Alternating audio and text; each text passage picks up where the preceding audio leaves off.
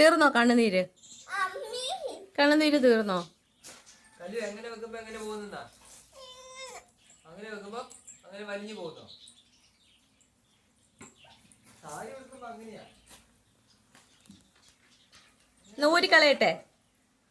ഊരിക്കളയാ കുറച്ച്. എന്നാ കളിച്ച് ഡാൻസ് കളിച്ചേ, ഞാൻ നോക്കട്ടെ. ഈ ചേച്ചി എന്നാ ചെയ്യുന്നേ?